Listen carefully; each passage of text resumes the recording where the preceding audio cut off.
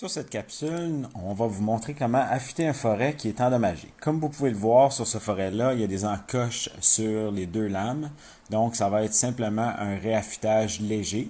Dans une situation où le forêt est plus endommagé, on va se retrouver à devoir travailler un petit peu plus longtemps que sur la captation vidéo.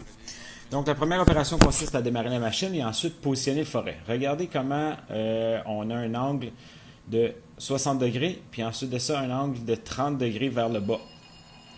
La première opération consiste à toucher la meule. Ce qu'on cherche à faire, c'est avoir une impression de la forme de la meule dans le forêt.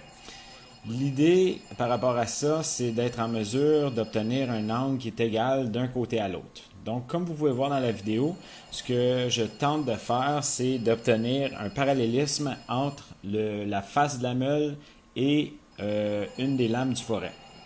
Dans le cas ici, je meule jusqu'à temps que j'obtiens un rebondissement des étincelles sur la lame même. Je viens positionner le forêt correctement par rapport à la meule, puis je vais faire une rotation de 180 degrés sans déplacer mes mains pour être en mesure d'affûter la deuxième lame. Ce que j'essaye de démontrer ici, c'est d'avoir tourné 180 degrés mon forêt, d'avoir fait une rotation, une demi-rotation et d'avoir respecté l'angle sans changer la position de mes mains. Lorsque je repositionne mon forêt dans la meule, j'essaie le plus que possible de le ramener parallèle par rapport à la face de la meule pour être en mesure de bien affûter le tout. Ce qu'il faut savoir, c'est qu'il faut regarder visuellement souvent pour s'assurer qu'on a bien affûté le tout. S'il reste des encoches dans la meule, dans le forêt, il faut continuer à meuler. Comme vous pouvez le voir, on voit les étincelles rebondir directement sur la lame, ce qui veut dire qu'on a atteint la surface de contact du forêt.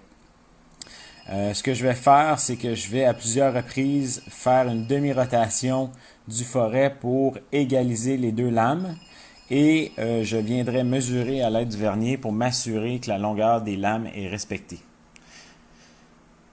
Si les deux opérations semblent égales, je pourrais faire un test de perçage pour voir si le forêt coupe bien, mais ce qu'il faut que je m'assure, c'est d'avoir les deux lames qui sont tranchantes.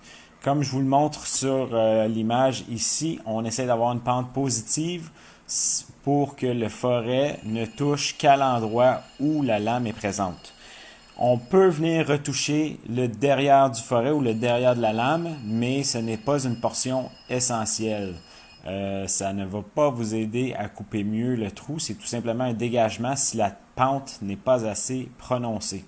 Rappelez-vous toujours de mouiller votre forêt, d'appliquer de l'eau pour le refroidir, sans quoi vous allez préchauffer ou réchauffer la surface du forêt à une température trop grande, puis celui-ci va avoir tendance à craquer lorsque vous allez percer ou à